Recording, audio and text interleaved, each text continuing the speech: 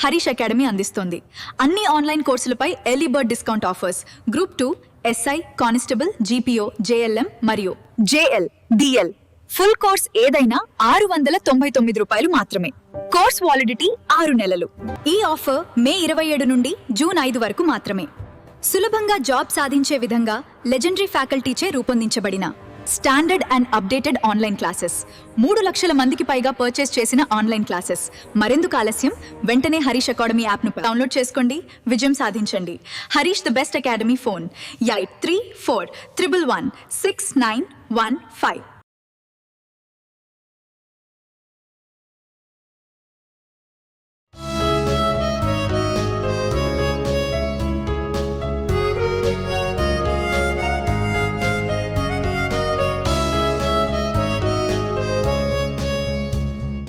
Harish, the best academy. Good evening everyone. Welcome to the Harish Academy. This is Pratap. Today we will discuss June 3rd, 2026 current affairs in detail. ఇవాళ మన first topic ఒక important award, ముఖ్యమైన prize, Earth Prize 2026. Earth Prize 2026 winners ఎవరో మనం తెలుసుకోవాలండి. ఇక్కడ exam point of వ్యూలో awards అనేవి చాలా ఇంపార్టెంట్. ఇవాళ రోజున మీరు చూస్తే యూపీఎస్సీ కావచ్చు, ఏ ఎగ్జామ్స్లోనైనా కూడా అవార్డ్స్కి సంబంధించి చాలా పాయింట్స్ని ఫోకస్ చేస్తూ ఉన్నాడు, మల్టిపుల్ స్టేట్మెంట్స్ ఇస్తూ ఉన్నాడు. సో ఈ కాంటెక్స్ట్లో మనము ఈ ఎర్త్ ప్రైజ్ గురించి డీటెయిల్స్ తెలుసుకోవాలి. ఆ తర్వాత మనము విన్నర్స్ ఎవరో తెలుసుకుందాం. ఫస్ట్ ఇక్కడ పేర్లోనే ఉంది ఎర్త్ ప్రైజ్ అంటే ఏంటిది? ఇది ఒక పర్యావరణ అవార్డు, ఒక ఎన్విరాన్మెంటల్ అవార్డు అని చెప్పవచ్చు. Environmental award. మరి ఇక్కడ ఈ అవార్డుని ఎవరు రిలీజ్ చేస్తారు, ఎవరు విడుదల చేస్తారు, ఎప్పుడు ఇస్తారో తెలుసుకోవాలి. ఇది ఎవ్రీ ఇయర్ ఇచ్చే అవార్డు, ప్రతి సంవత్సరం ఇచ్చే అవార్డు. ఈ అవార్డుని స్విట్జర్లాండ్ కంట్రీకి చెందిన ఎర్త్ ఫౌండేషన్ అనే ఒక ఎన్జిఓ ఇస్తుంది. స్విట్జర్లాండ్ కంట్రీకి చెందిన ఎర్త్ ఫౌండేషన్ అనే ఒక ఎన్జిఓ ఇవ్వడం జరుగుతుంది. ఫస్ట్ టైం ఈ అవార్డ్స్ని 2022లో ఇవ్వడం జరిగింది. ఫస్ట్ టైం 2022లో ఈ అవార్డ్స్ని ప్రజెంట్ చేశారు. మరి ఈ అవార్డు విన్నర్స్కి ప్రైజ్ మనీ ఎంత ఉంటుందో తెలుసుకోవాలి. ఎప్పుడైనా మనకి అవార్డు ప్రైజ్ మనీ వచ్చేసి విన్నర్కి $1,00,000 ఇవ్వడం జరుగుతుంది. $1,00,000 బహుమతిగా ఇవ్వడం జరుగుతుంది. మరి ఎవరికి ఇస్తారు ఈ అవార్డుని? ఎవరికి ఇస్తారు అంటే అడల్ట్స్కి ఇస్తారా, పెద్దవాళ్ళకి ఇస్తారా, చిన్నపిల్లలకి ఇస్తారా, అటువంటి తెలుసుకోవాలి. ఈ ఎర్త్ ప్రైజ్ని ఇవ్వాలి అంటే ఫస్ట్ ఒక కాంపిటీషన్ నిర్వహిస్తారు.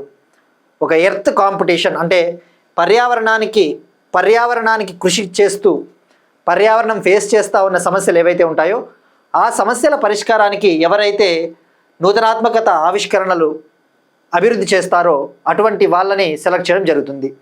మన ఎన్విరాన్మెంట్ ఫేస్ చేస్తూ ఉన్న problems, for example climate change కావచ్చు, పొల్యూషన్, ఇటువంటి ప్రాబ్లమ్స్కి ఎవరైతే ఇన్నోవేటివ్ సొల్యూషన్స్ని డెవలప్ చేస్తారో వాళ్ళకి అవార్డ్స్ ఇవ్వడం జరుగుతుంది.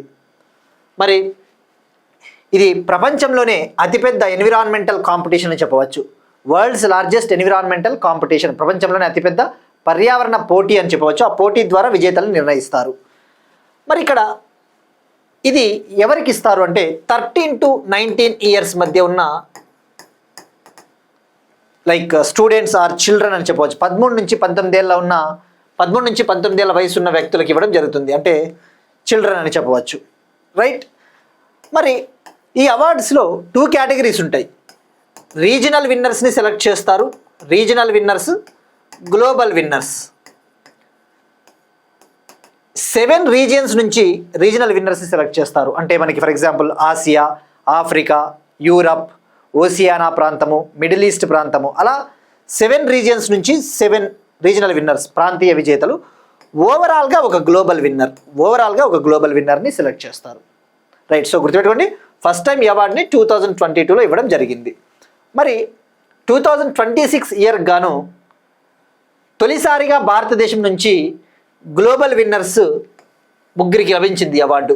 For the first time India నుంచి గ్లోబల్ విన్నర్స్గా 3 ఇండియన్ టీనేజర్స్కి అవార్డు లభించింది. మరి ఇక్కడ మీరు చూస్తే ఆ ఇండియన్ టీనేజర్స్ ఎవరో తెలుసుకోవాలి. ఒకరు వివాన్ చౌచర్య, మరొకరు అరియానా అగర్వాల్, మరొకరు అవియానా మెహతా, మరొకరు అవియానా మెహతా. ఈ ముగ్గురికి లభించింది. 2 గర్ల్ చిల్డ్రన్, ఒకరు boy children. So right. So మరి ఇక్కడ ఈ అవార్డ్స్ని ఎప్పుడు ఇచ్చారు అంటే June 1, 2026నే ఈ అవార్డుని ఇవ్వడం జరిగింది. మరి ఎందుకు వచ్చింది? వీళ్ళు పర్యావరణం ఫేస్ చేస్తూ ఉన్న ఒక ప్రాబ్లంకి ఒక సొల్యూషన్ని కనుగొన్నారు. ముఖ్యంగా వాటర్లో మైక్రో ప్లాస్టిక్స్ని తొలగించడానికి ఒక సొల్యూషన్ని డెవలప్ చేశారు. వాళ్ళు డెవలప్ చేసిన సొల్యూషన్ వచ్చేసి చింతగింజల పొడిని ఉపయోగించి, చింతగింజలు టామరిన్ సీడ్స్ ఉంటాయి కదా, ఆ చింతగింజల పొడిని ఉపయోగించి వాటర్లో ఉన్న మైక్రో ప్లాస్టిక్స్ని తొలగించే ఒక టెక్నిక్ని కనుగొన్నారు. So the developed tamarind seed based powder to remove the micro plastics in water. So ఇక్కడ గుర్తుపెట్టుకోండి, first ever global winner of Earth Prize 2026 winner from India. మరి ఇక్కడ మీరు ఫోకస్ చేస్తే ఇక్కడ ఓవరాల్గా 7 రీజియనల్ విన్నర్స్ అని చెప్పాం కదా మనకి. ఆ ఏరియాస్ వచ్చేసి ఒకటి Europe, Africa, middle east, Asia, Oceania and south east Asia ప్రాంతము, నార్త్ అమెరికా ప్రాంతము, సెంట్రల్ అండ్ సౌత్ అమెరికా ప్రాంతము. సో ఆసియా నుంచి మన ఇండియాకు చెందిన ముగ్గురికి వచ్చింది. వీళ్ళే ఓవరాల్గా గ్లోబల్ విన్నర్గా కూడా ఎమర్జ్ అయ్యారు. సో మరి ఇక్కడ మీరు మెయిన్గా ఫోకస్ చేయాల్సింది ఏంటంటే వీళ్ళు డెవలప్ చేసిన ఆ టెక్నిక్ పేరేంటి? ప్లాస్టిక్ అనే ఒక టెక్నిక్ని కనుగొన్నారు. అదే ఈ యొక్క చింతగింజల పొడిని ఉపయోగించి మైక్రో ప్లాస్టిక్స్ని తొలగించే విధానము. సో ఇది మనకి సరిపోతుందండి. ఇది more than enough earth prize every year అన్న విషయం గుర్తుపెట్టుకోండి. మరి ఇక్కడ మెయిన్గా మీరు ఫోకస్ చేయాల్సింది ఇటువంటి ఎన్విరాన్మెంటల్ అవార్డే ఇంకొకటి ఉంటుంది, మనం డిస్కస్ చేసుకున్నాం, ఎర్త్ షాట్ ప్రైజ్ అని చెప్పేసి. ఎర్త్ షాట్ ప్రైజ్ అది వేరు, ఇది వేరండి. ఎర్త్ షాట్ ప్రైజ్ వేరు, ఎర్త్ ప్రైజ్ వేరు. ఆ విషయం గుర్తుపెట్టుకోండి. ఎర్త్ షాట్ ప్రైజ్ని ఎవరు ఇస్తారండి? ఎవరైతే కంటిన్యూస్గా కరెంట్ అఫైర్స్ని డైలీ వింటూ ఉంటారో క్లారిటీ వస్తుందండి. యునైటెడ్ కింగ్డమ్ కంట్రీకి చెందిన రాయల్ ఫౌండేషన్ అనే సంస్థ ఎవ్రీ ఇయర్ ఇస్తుంది. యూకే కంట్రీకి చెందిన రాయల్ ఫౌండేషన్ అనే సంస్థ ఎవ్రీ ఇయర్ 5 మెంబర్స్కి అవార్డుని ఇస్తుంది, ప్రతి సంవత్సరం 5 మందికి. సో అది ఎర్త్ షాట్ ప్రైజ్.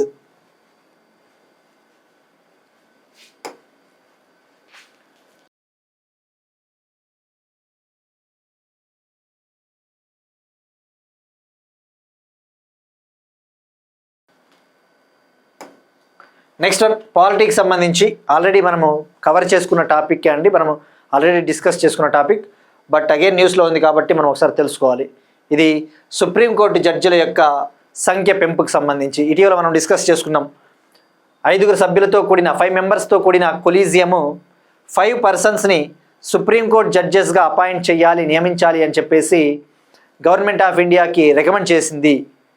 సో వాళ్ళకి ఆమోదం తెలపడం జరిగింది, వాళ్ళకి ప్రమాణ స్వీకారం కూడా జరిగింది, వాళ్ళని ప్రెసిడెంట్ అపాయింట్ చేయడం కూడా జరిగింది. సో ఎగ్జామ్ పాయింట్ ఆఫ్ వ్యూలో 5 కొత్త సుప్రీంకోర్టు న్యాయమూర్తులతో ప్రమాణ స్వీకారం చేయించిన భారత ప్రధాన న్యాయమూర్తి, 5 కొత్త సుప్రీంకోర్టు న్యాయమూర్తులతో ప్రమాణ స్వీకారం చేయించిన చీఫ్ జస్టిస్ ఆఫ్ ఇండియా. మరి ఇక్కడ మనం డిస్కస్ చేసుకున్నాం ఇటీవలనే సుప్రీంకోర్టు జడ్జెస్ యొక్క ప్రజెంట్ స్ట్రెంగ్త్ 33 నుంచి 37కి పెంచాలి అని చెప్పేసి ప్రెసిడెంట్ ఒక ఆర్డినెన్స్ని కూడా జారీ చేశారు.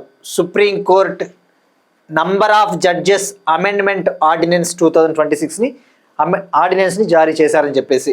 మరి 33 నుంచి 37కి ఇంక్రీజ్ చేయడానికి ఒక ఆర్డినెన్స్ని తీసుకొని వచ్చారు. ఈ ఆర్డినెన్స్ పాస్ అవ్వాల్సి ఉంటుంది, రైట్. మరి ఈ 37 మంది జడ్జిలు సిజేఐతో కలుపుకుంటే ఓవరాల్గా 38 total strength of the Supreme Court, right. మరి ఇక్కడ ఇప్పుడు మరో 5 నియమించారు కాబట్టి ఓవరాల్గా ఇప్పుడు సుప్రీంకోర్టు స్ట్రెంగ్త్ 37కి చేరుకునింది. చీఫ్ జస్టిస్ ఆఫ్ ఇండియాతో కలిపి, భారత ప్రధాన న్యాయమూర్తితో కలిపి, చీఫ్ జస్టిస్ ఆఫ్ ఇండియాతో కలిపి 37. అంటే ఏంటి, ఇంకా ఒక పొజిషన్ ఖాళీగా ఉంది సుప్రీంకోర్టులో, ఒక సుప్రీంకోర్టు జడ్జి పదవి ఖాళీగా ఉందన్న విషయం గుర్తుపెట్టుకోండి. మరి మనము స్టాటిక్ పాయింట్ ఆఫ్ వ్యూలో 5 సుప్రీంకోర్టు జడ్జెస్ ఎవరు? అందులో 4 హైకోర్టు చీఫ్ జస్టిస్లు, మరొకరు సుప్రీంకోర్టు సీనియర్ న్యాయవాది వి మోహన ఫీమేల్ అడ్వకేట్, ఆమెని సుప్రీంకోర్టు జడ్జిగా అపాయింట్ చేశారు. మరి ఇక్కడ ఆ నలుగురు హైకోర్టు చీఫ్ జస్టిస్లు ఎవరో మరొకసారి తెలుసుకుందామండి. ఒకరు చీఫ్ జస్టిస్ షీల్ నాగు, ఈయన పంజాబ్ మరియు హర్యానా హైకోర్టు మాజీ చీఫ్ జస్టిస్. మరొకరు జస్టిస్ శ్రీ చంద్రశేఖర్, ఈయన Bombay high court former chief justice. మరొకరు జస్టిస్ సంజీవ్ సచ్దేవ, ఈయన మధ్యప్రదేశ్ హైకోర్టుకి చీఫ్ జస్టిస్గా పనిచేశారు. మరొకరు జస్టిస్ అరుణ్ పల్లి, ఈయన జమ్మూ అండ్ కాశ్మీర్ లడక్ హైకోర్టులకి చీఫ్ జస్టిస్గా పనిచేశారు. మరొకరు సుప్రీంకోర్టు సీనియర్ అడ్వకేట్ విఎస్ మోహన. సో ఈ 5గురిని అపాయింట్ చేశారు. మరి ఇక్కడ ఎగ్జామ్ పాయింట్ ఆఫ్ వ్యూలో ఎప్పుడైనా ఫోకస్ చేయాల్సింది మనకి ఈ పాయింట్ ఒకటి. ఇక్కడ మీరు చూస్తే ఎప్పుడైనా పేపర్ క్లిప్పింగ్స్, నేను ఆస్పిరెంట్స్కి మళ్ళీ చెప్పేది ఒకటే అండి, పేపర్ క్లిప్పింగ్స్ పెట్టినప్పుడు మీరు కూడా పేపర్ క్లిప్పింగ్స్ని అబ్జర్వ్ చేయండి. మనం ఇక్కడ ఇమేజ్లు కాదు మనకి ముఖ్యము, రంగురంగుల ఫోటోలు, రంగురంగుల ఇమేజ్లు కాదు మనకు అవసరము, మనకి కంటెంట్ అవసరం. ఎగ్జామ్ పాయింట్ ఆఫ్ వ్యూలో పెట్టొచ్చు, ఇక్కడ ఒక మంచి బ్యూటిఫుల్ ఇమేజ్, సుప్రీంకోర్టు ఇమేజ్ ఏదైనా పెట్టవచ్చు, కానీ అది కాదు మనకి ముఖ్యము. మీరు ఇక్కడ చూస్తే ఇక్కడ ఏమన్నారండి, ఇక్కడ chief justice of India Suryakant garu ఈ 5గురు సుప్రీంకోర్టు జడ్జిల చేత ప్రమాణ స్వీకారం చేయించారు. Chief justice of India Suryakant garu ఈ యొక్క 5 సుప్రీంకోర్టు జడ్జెస్ చేత ఓత్ అంటే ప్రమాణ స్వీకారం చేయించారు. సో ఇక్కడ దీన్ని బట్టి మీకు ఏం అర్థం కావాలా, పాలిటీలో దీనికి సంబంధించి ఏమైనా షెడ్యూల్స్ ఉన్నాయా? షెడ్యూల్ 3 ఏం చెప్తుందండి? షెడ్యూల్ 3 భారత రాజ్యాంగంలో 12 షెడ్యూల్స్ ఉంటాయి. షెడ్యూల్ 3 ఏం చెప్తుంది? వివిధ రకాల కాన్స్టిట్యూషనల్ అథారిటీస్కి సంబంధించిన ప్రమాణ స్వీకారాల గురించి తెలిపేదే షెడ్యూల్ 3. డిఫరెంట్ కాన్స్టిట్యూషనల్ అథారిటీస్, ఉదాహరణకు union ministers, MPs, member of parliaments, CAG controller and auditor general, supreme court judges, అలానే స్టేట్ మినిస్టర్స్, స్టేట్ ఎమ్మెల్యేస్, అలానే హైకోర్టు జడ్జెస్, వీళ్ళకి సంబంధించిన ప్రమాణ స్వీకారాలు ఏవైతే ఉంటాయో ఆ ప్రమాణ స్వీకారాల గురించి తెలిపేదే షెడ్యూల్ 3. మరి సుప్రీంకోర్టు జడ్జెస్ని ఎవరు అపాయింట్ చేస్తారు? ప్రెసిడెంట్ నియమిస్తారు. ఏ ఆర్టికల్? ఆర్టికల్ 124 సబ్ క్లాస్ 2 కింద every judge of the supreme court shall be appointed by the president by his warrant. Every judge of the supreme court shall be appointed by the president. ప్రతి supreme court judge కూడా president చేత నియమింపబడతాడు. అదే article 124 sub class 2. Article 124 ఏంటి? Establishment of the supreme court గురించి తెలిపేదే article 124. మరి article 124 sub class 2 appointments గురించి చెప్తుంది. మరి ఆర్టికల్ 124 సబ్ క్లాస్ 6 ఏం చెప్తుంది? ఆర్టికల్ 124 సబ్ క్లాస్ 6 వచ్చేసి ఒక సుప్రీంకోర్టు జడ్జు తన సీట్లోకి వచ్చే ముందు, తన పదవిలోకి వచ్చే ముందు ప్రమాణ స్వీకారం తప్పకుండా చేయించుకోవాలి. ఆ ప్రమాణ స్వీకారం ఎవరు చేయిస్తారు అంటే ప్రెసిడెంట్ చేయిస్తారు. ఇక్కడ ప్రెసిడెంట్ కాకుండా సీజే ఉంది కదా అని డౌట్ రావాలా మీకు. ఆర్టికల్ 124 సబ్ క్లాస్ 6 ఏం చెప్తుందంటే every judge of the supreme court అతను పదవిలోకి వచ్చే ముందు అతని చేత ప్రమాణ స్వీకారం ప్రెసిడెంట్ అన్న చేయిస్తారు, లేదా ప్రెసిడెంట్ నియమించే ఒక వ్యక్తి చేత, అంటే ఉదాహరణకు సీజే చేత కూడా ప్రమాణ స్వీకారం చేయించడం జరుగుతుంది. మీరు ఇక్కడ చూసుకుంటే ఆర్టికల్ 124 సబ్ క్లాస్ 6 ఇది, every person appointed to be A judge of the supreme court shall before he enters upon his office make and subscribe before the president an oath or affirmation according to the form set out for the purpose in the 3rd schedule. చూడండి ఇక్కడ president లేదా president చేత నియమింపబడే president recommend చేసే ఒక వ్యక్తి చేత ప్రమాణ స్వీకారం చేయిస్తారు. సో ఇవన్నీ కూడా మీకు పాలిటీలో చాలా మోస్ట్ ఇంపార్టెంట్ అండి.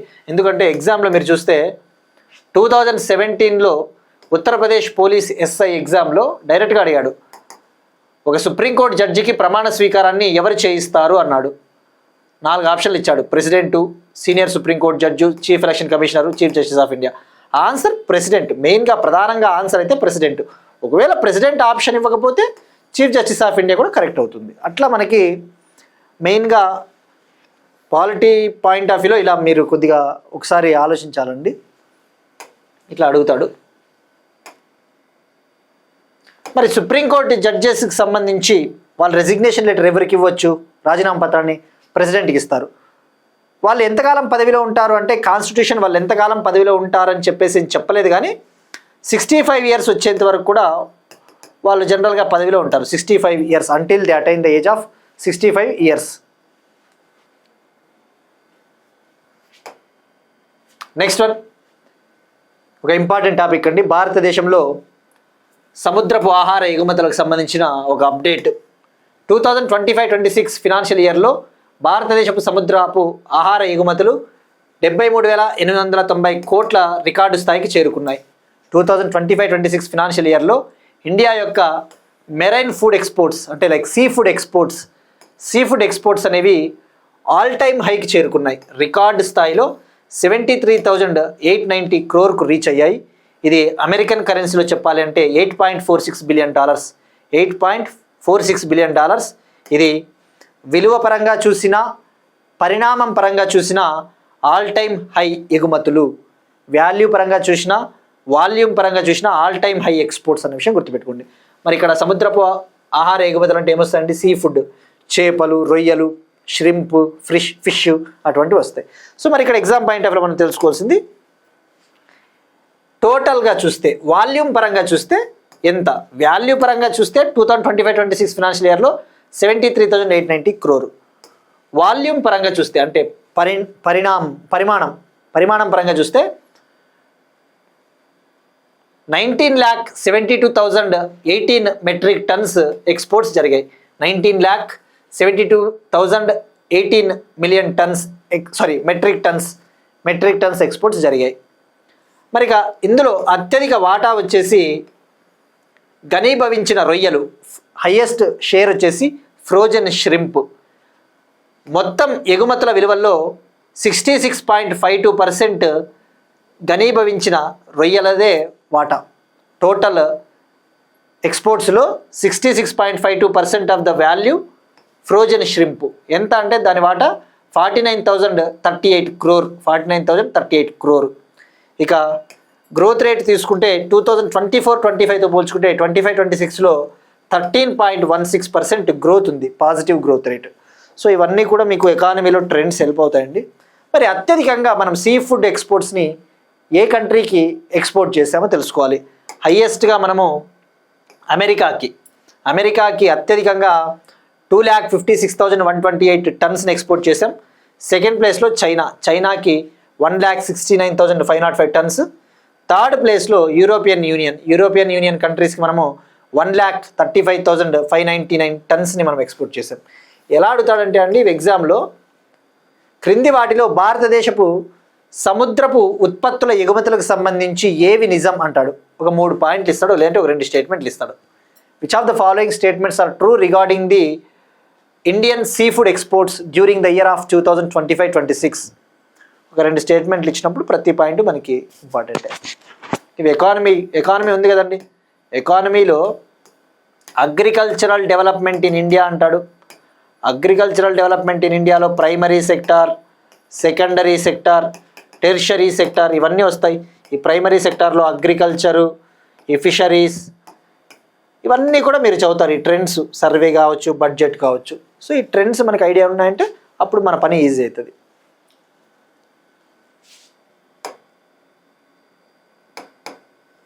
నెక్స్ట్ వన్ అగైన్ ఎకానమీకి సంబంధించి ఒక ఇంపార్టెంట్ టాపిక్ అండి. పప్పు ధాన్యాల ఉత్పత్తిలో దేశంలోనే తొలి స్థానంలో ఆంధ్రప్రదేశ్. ఆంధ్రప్రదేశ్ స్టేటు పల్సెస్ ప్రొడక్షన్లో టాప్ ప్లేస్లో నిలిచింది. మరి ఇక్కడ పప్పు ధాన్యాలు అంటే ఏంటండి? కందులు, మినుములు, పెసలు ఉంటాయి కదా. ఏమొస్తాయి పప్పు ధాన్యాలు అంటే? కందిబ్యాళ్ళు, పెసరబ్యాళ్ళు ఇవన్నీ వస్తాయి. సో మరి ఇక్కడ పల్సెస్ ప్రొడక్షన్లో ఇండియాలోనే టాప్ ప్లేస్ నిలిచింది ఆంధ్రప్రదేశ్. సో ఇక్కడ మనము ఫోకస్ చేయాల్సింది ఎంత సాధించింది. 2025-26 ఫినాన్షియల్ ఇయర్లో ఆంధ్రప్రదేశ్ 57.73% గ్రోత్ రేట్ని అచీవ్ చేసింది. 2025-26లో 57.73% వృద్ధి రేట్ని నమోదు చేసింది ఆంధ్రప్రదేశ్. మరి ఇక్కడ మనం తెలుసుకోవాల్సింది ఎంత ఉత్పత్తి సాధించాము. ఫస్ట్ మనకి పల్సెస్ అంటేనే పప్పు ధాన్యాలు గుర్తు రావాల్సింది. ఉదాహరణకు తురదాల్ అంటే కందిపప్పు, కందిబ్యాళ్ళు. నెక్స్ట్ వన్ ఉరద్, మినప్పప్పు. అలానే మసూర్, ఎర్ర కందిపప్పు అంటారు కదా, మసూర్ దాలు. ఇక పెసరపప్పులను ఏమంటారండి? మూంగ్ దాల్. పెసరబ్యాళ్ళని మూంగ్ దాల్ అంటారు. సో మరి ప్రొడక్షన్లో ఏపీ టాప్లో ఉన్నింది కదా, మనం తెలుసుకోవాలి ఎంత సాధించారు ఏపీ అని చెప్పేసి. 2024-25 ఫినాన్షియల్ ఇయర్లో ఆంధ్రప్రదేశ్ 9.96 lakh టన్నుల పల్సెస్ని ఉత్పత్తి చేసింది. 2025-26లో అయితే 15.71 lakh టన్స్ పల్సెస్ని ఉత్పత్తి చేసింది ఆంధ్రప్రదేశ్. అంటే ఓవరాల్గా 5.75 lakh టన్నుల మేర ఉత్పత్తి అనేది పెరిగింది. ఇదొక పాయింట్. మరి వీటిలో అత్యధిక వాటా ఏది అంటే ఆంధ్రప్రదేశ్లో హయ్యెస్ట్ షేర్ వచ్చేసి పెసర, అత్యధికంగా పెసర. ఆ తర్వాత మినుములు, కందులు ఉన్నాయి. సో మనకి ఇక్కడ ఇది సరిపోతుందండి సింపుల్గా చెప్పాలంటే. మరి దీన్ని బట్టి మనం అర్థం చేసుకోవచ్చు అగ్రికల్చరల్ సెక్టార్లో ముఖ్యంగా ఈ యొక్క పల్సెస్లో మనం ఆత్మనిర్భరత సాధించడానికి ఈ పప్పు ధాన్యాలలో విదేశాలపైన ఆధారపడకుండా మనమే స్వయం సమృద్ధిని సాధించే లక్ష్యం విధంగా అడుగులు ఉన్నాయని చెప్పేసి చెప్పవచ్చు. మరి మనం పల్సెస్ ప్రొడక్షన్లో ఆత్మనిర్భరతను సాధించడానికి లాస్ట్ ఇయర్ ఒక స్కీమ్ను కూడా లాంచ్ చేసాం, మిషన్ ఫర్ ఆత్మనిర్భరత ఇన్ పల్సెస్ అని చెప్పేసి. మిషన్ ఫర్ ఆత్మనిర్భరత ఇన్ పల్సెస్ అంటే ఏంటి? పల్సెస్ రంగంలో ఆత్మనిర్భరతను సాధించాలి. ఆత్మనిర్భరత అంటే సెల్ఫ్ రిలయన్స్. మరి ఇక్కడ చూస్తే ఆంధ్రప్రదేశ్ స్టేట్లో అయితే టాప్ పెసర, సెకండ్ మినుము, తర్వాత కంది ఉన్నాయండి. ఇది సరిపోతుంది. మరి విస్తీర్ణం చూసుకుంటే 2024-25లో ఆంధ్రప్రదేశ్లో 28.45 lakh ఎకర్స్లో పల్సెస్ని కల్టివేట్ చేశారు, పప్పుధాన్యాలని సాగు చేశారు. 25-26లో 34.7 lakh ఎకర్స్లో పప్పు ధాన్యాలని సాగు చేశారు, పల్సెస్ని కల్టివేట్ చేశారు. మరి ఇక్కడ మీరు ఎప్పుడైనా కానీ ఎకానమీ పాయింట్ ఆఫ్ వ్యూలో అగ్రికల్చరల్ డెవలప్మెంట్ ఇన్ ఇండియా టాపిక్లో భాగంగా ఇటువంటి స్కీమ్స్ గురించి తెలుసుకోవాలి. India's mission for ఆత్మనిర్భరత in pulses ఎప్పుడు లాంచ్ చేశారండి? ప్రైమ్ మినిస్టర్ నరేంద్ర మోడీ గారు October 11th, 2025న లాంచ్ చేశారు. మనం డిస్కస్ చేసుకున్నామండి. ఆస్పిరెంట్స్కి ఇక్కడ పిఐబిని చూపించడం ముఖ్య ఉద్దేశం ఏంటంటే అండి, ఎప్పుడైనా కానీ ఎకానమీ కానీ సైన్స్ అండ్ టెక్నాలజీ కానీ ఇవి చదివేటప్పుడు టాపిక్ ఏదైనా మనము న్యూస్లో ఉన్నప్పుడు దానికి ఇమ్మీడియట్గా దానికి సంబంధించిన స్కీమ్ ఏదైనా ఉందో చూసుకోవాలి. ఇప్పుడు పల్సెస్ న్యూస్లో ఉంది కాబట్టి mission for ఆత్మనిర్భరత in pulses scheme గురించి 1-2 పాయింట్లు తెలుసుకోవాలి. ఎవరైతే లాస్ట్ ఫ్యూ మంత్స్ నుంచి కరెంట్ అఫైర్స్ విని ఉంటారో ఇది ఆల్రెడీ స్కీమ్ని డీటెయిల్డ్గా రాసుకుని ఉంటారు, కానీ ఇప్పుడు సందర్భం వచ్చింది కాబట్టి ఇంకోసారి తెలుసుకోవాలి. గుర్తుపెట్టుకోండి, ఈ స్కీమ్ని ఎప్పుడు లాంచ్ చేశారంటే October 11th, 2025. ఈ స్కీమ్ని 2025-26 యూనియన్ బడ్జెట్లోనే అనౌన్స్ చేశారు. 2025-26 బడ్జెట్లోనే ప్రకటించారు. ఇది 6 ఏళ్ల మిషన్, 6 year మిషన్. 2025-26 నుంచి 2030-31 వరకు అమల్లో ఉంటుంది. దీనికి కేటాయించిన బడ్జెట్ 11,440 crore, 11,440 కోట్లు కేటాయించారు. సో ఇది సరిపోతుందండి. ఇటువంటి స్కీమ్స్ బాగా ఫోకస్ చేయండి. ఆస్పిరెంట్స్కి చెప్పేది ఒక్కటే, ఇలాంటి స్కీమ్స్ అయినా ఏవైనా వార్తల్లో ఉన్నప్పుడు ఇమ్మీడియట్గా అఫీషియల్ వెబ్సైట్ లేదంటే పిఐబిలో చెక్ చేసుకుంటే మీ పని ఈజీ అవుతుంది. మెయిన్గా ఈ వేటిపైన ఫోకస్ చేస్తుంది ఈ స్కీమ్ అంటే తురదాలు, ఉరద్ దాలు, మసూర్ దాల్ పైన ఫోకస్ చేస్తుంది. అంటే ఏంటి? కందిపప్పు, మినప్పప్పు, ఎర్ర కందిపప్పు అనుకుంటాను. మసూర్ దాల్ అంటే ఎర్ర కందిపప్పు, మైసూర్ పప్పు అని కూడా అంటారు.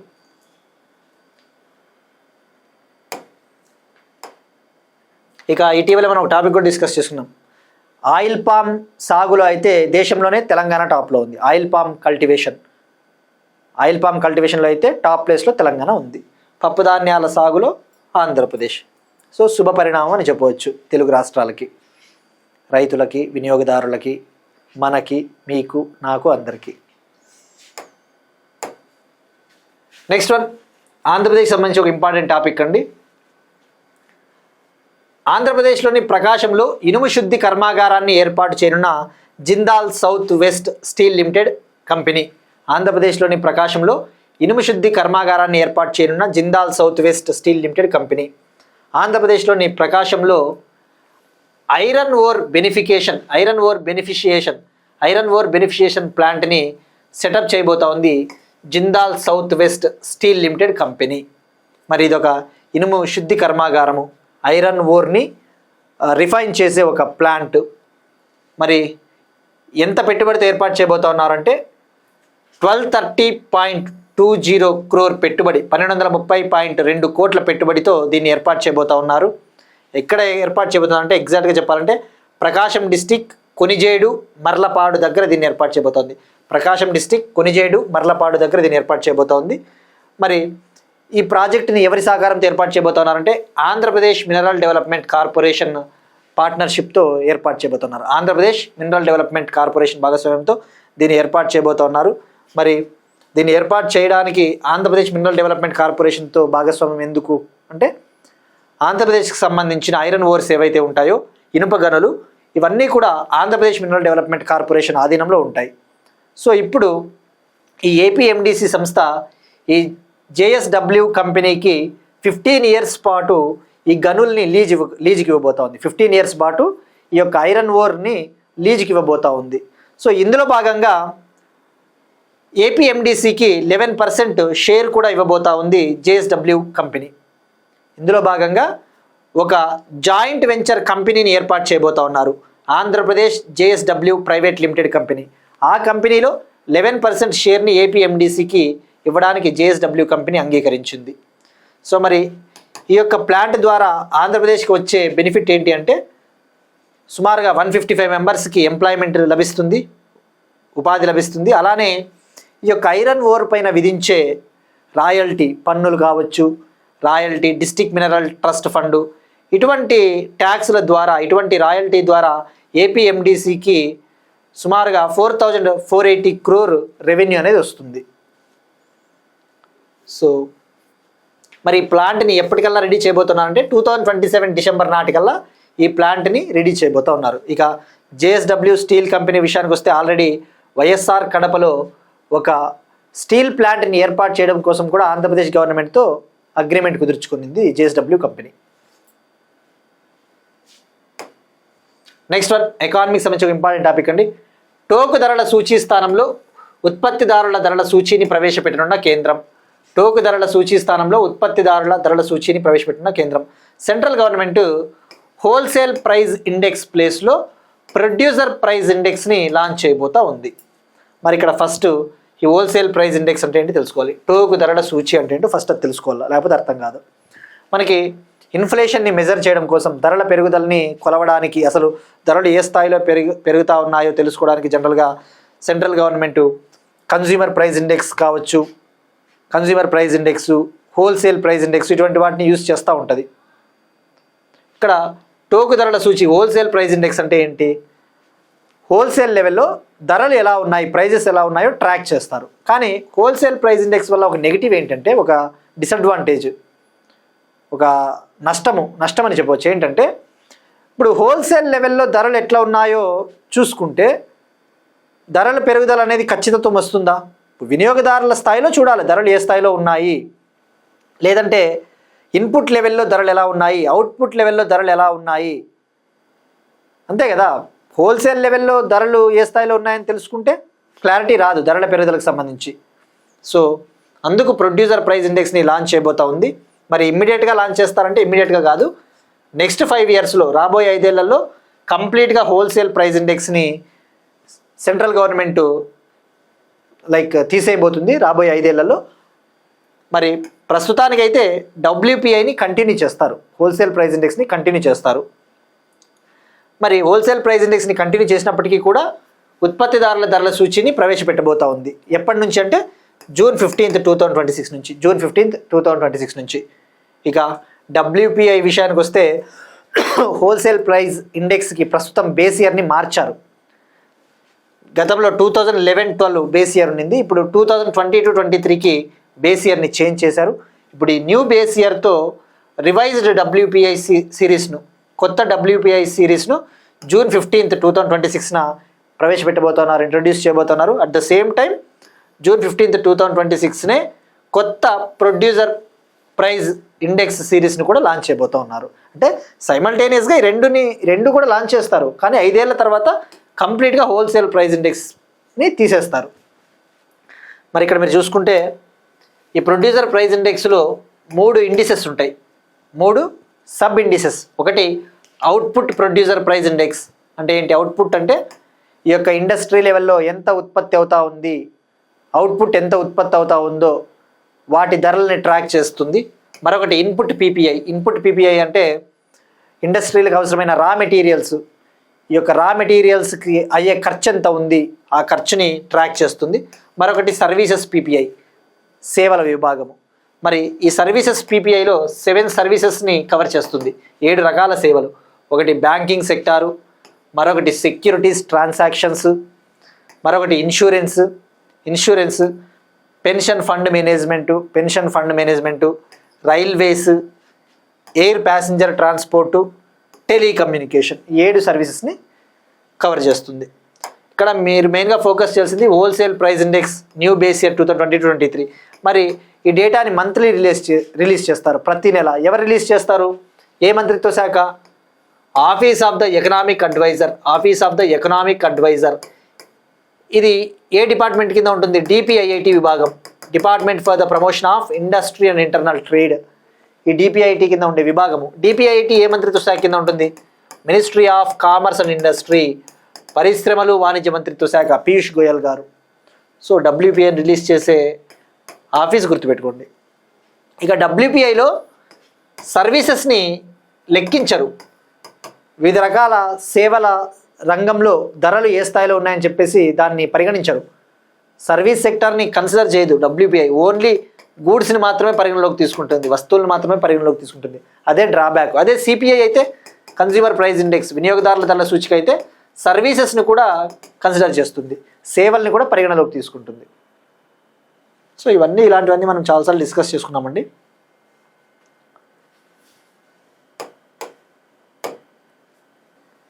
నెక్స్ట్ వన్ బయోడైవర్సిటీ, జీవ వైవిధ్యానికి సంబంధించి. రాజస్థాన్లో మెసాలినా బిష్నోయ్ అనే కొత్త బల్లి జాతి.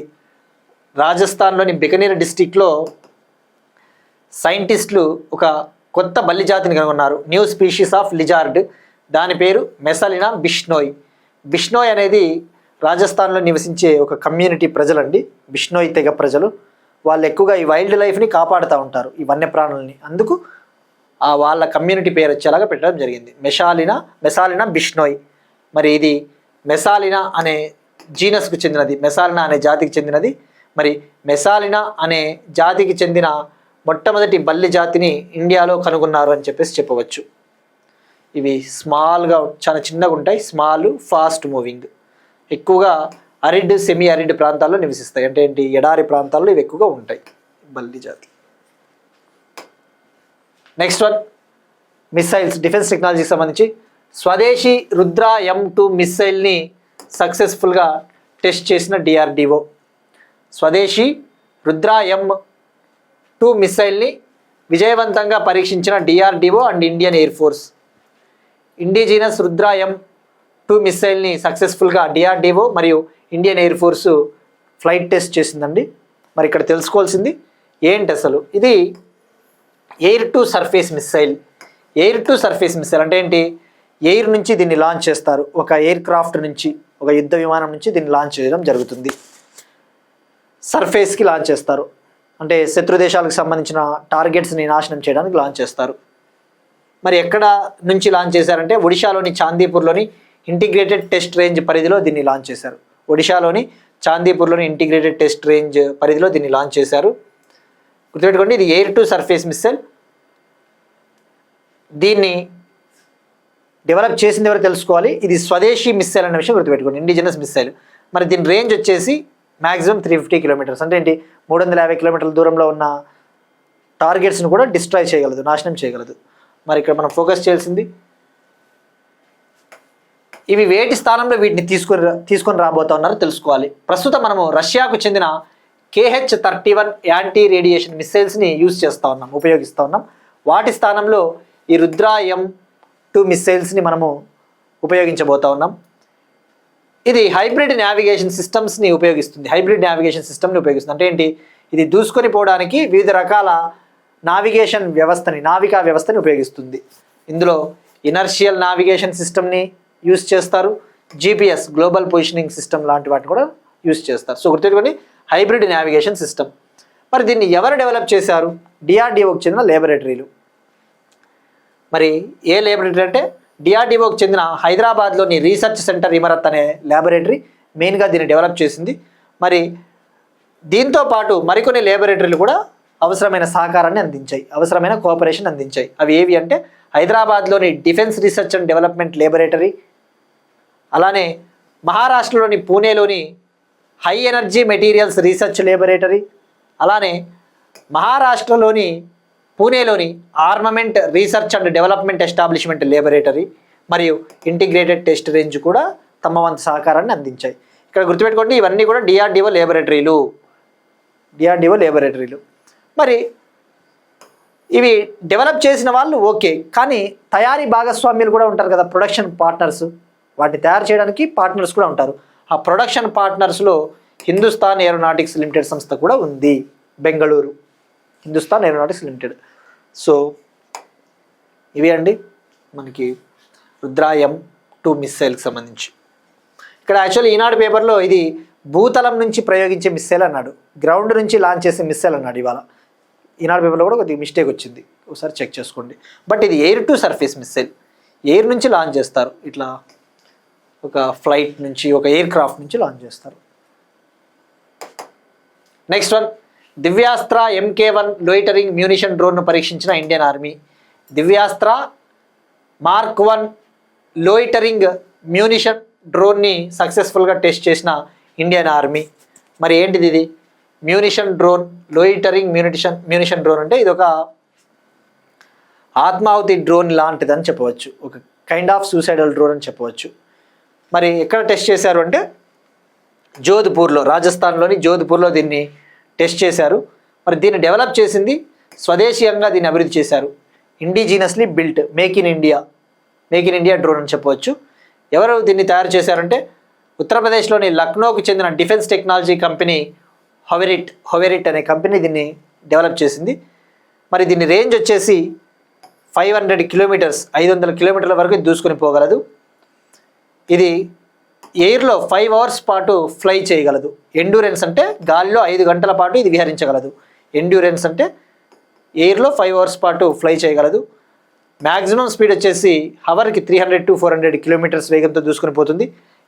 15 kg నుంచి 80 kg ఉన్న పేలోడ్ని మోసుకుని పోయే కెపాసిటీ ఉంది. 15 kg నుంచి 80 kgల పేలోడ్ని మోసుకుని పోయే సామర్థ్యం ఉంది. ఇందులో 95% స్వదేశీ టెక్నాలజీని వాడారు, 95% ఇండిజినస్ టెక్నాలజీని వాడారు. నెక్స్ట్ వన్, షార్ కొత్త డైరెక్టర్గా ముత్తు చలియన్. సతీష్ ధావన్ స్పేస్ సెంటర్, దీన్నే గతంలో షార్ అని పిలిచేవాళ్ళు. సతీష్ ధావన్ స్పేస్ సెంటర్కి న్యూ డైరెక్టర్గా ముత్తు చలియన్ గారిని అపాయింట్ చేశారు, గవర్నమెంట్ ఆఫ్ ఇండియా అపాయింట్ చేసింది. మరి ఇక్కడ మెయిన్గా ఫోకస్ చేసింది first Satish Dhawan space centre ఏంటిది? ఇది ఇస్రోకి సంబంధించిన స్పేస్ పోర్ట్. ఇస్రోకి సంబంధించిన PSLV GSLV రాకెట్లను లాంచ్ చేయడానికి వాడే ఒక స్పేస్ పోర్ట్ ఎక్కడ ఉంది? తిరుపతి డిస్టిక్, ఆంధ్రప్రదేశ్. ఇప్పుడు తిరుపతి డిస్టిక్, గతంలో నెల్లూరు డిస్టిక్, ఇప్పుడు తిరుపతి డిస్టిక్.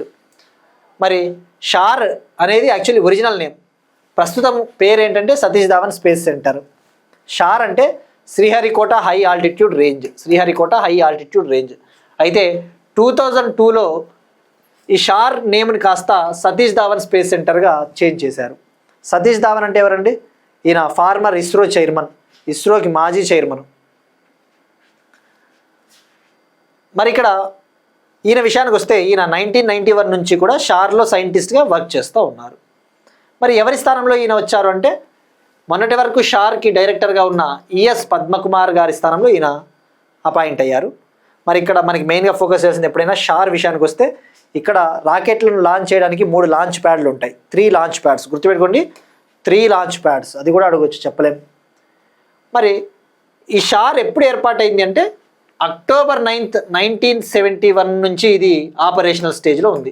October 9th, 1971 నుంచి ఇది క్రియాశీలకంగా ఉంది, ఆపరేషనల్ స్టేజ్లో ఉంది. మరి ఈ షార్ నుంచి లాంచ్ చేసిన ఫస్ట్ రాకెట్ ఏది అంటే షార్ నుంచి ఫస్ట్ టైం రోహిణి 125 అనే ఒక సౌండింగ్ రాకెట్ని లాంచ్ చేశారు. రోహిణి 125 అనే ఒక సౌండింగ్ రాకెట్ని October 9th, 1971 లాంచ్ చేశారు. అట్లా ఎగ్జామ్లో ఇంపార్టెంట్ అండి, అడగచ్చు. ఇక మనకి స్పేస్ పోర్ట్స్ ఎన్ని ఉన్నాయండి రాకెట్లను లాంచ్ చేయడానికి? India's first space port SHAR, భారతదేశపు సెకండ్ స్పేస్ పోర్టు తమిళనాడులో కులశేఖరపట్నం స్పేస్ పోర్ట్ని డెవలప్ చేస్తున్నారు కదా, Thoothukudi district Kulasekarapattinam space port. Next one, UN general assembly 81వ సమావేశానికి అధ్యక్షుడిగా బంగ్లాదేశ్ విదేశాంగ మంత్రి ఖలీలుర్ రెహమాన్ ఎన్నిక.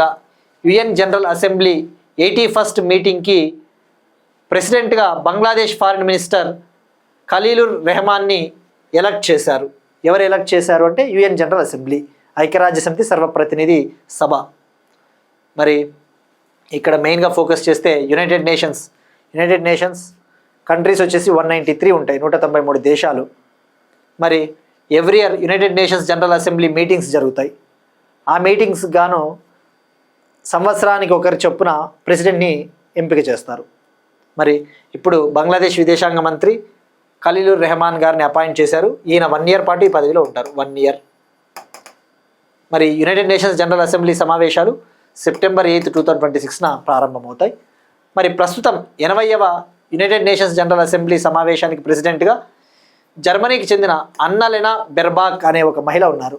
President UN general assembly 80th సెషన్కి ప్రెసిడెంట్గా జర్మనీకి చెందిన అన్నలెనా బెర్బాక్ అనే ఉమెన్ ఉన్నారు.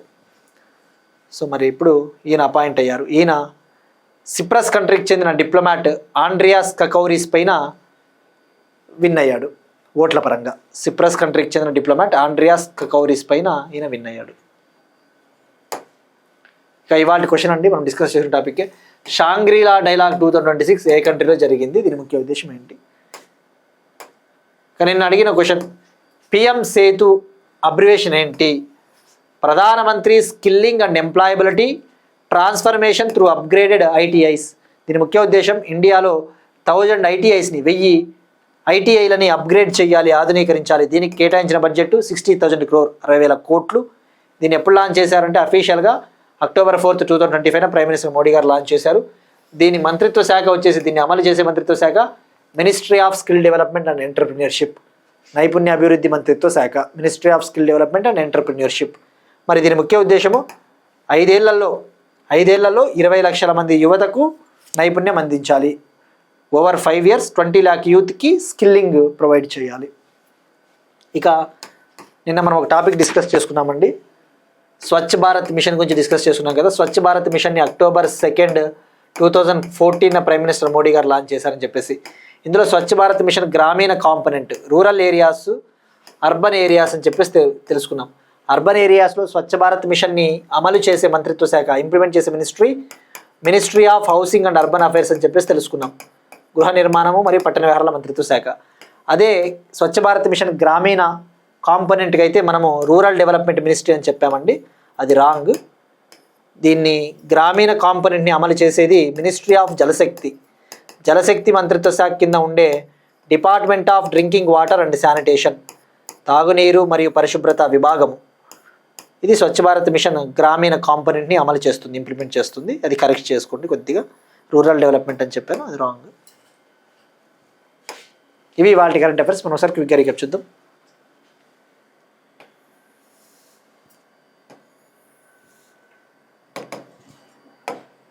ఎర్త్ ప్రైస్ 2026, 5 కొత్త సుప్రీంకోర్టు న్యాయమూర్తులతో ప్రమాణ స్వీకారం చేయించిన చీఫ్ జస్టిస్ ఆఫ్ ఇండియా. 2025-26లో ఇండియా సీ ఫుడ్ ఎక్స్పోర్ట్స్. పప్పు ధాన్యాల ఉత్పత్తిలో ఏపీ టాప్ ప్లేస్. ప్రకాశంలో ఇనుము శుద్ధి కర్మాగారం. Producer price index.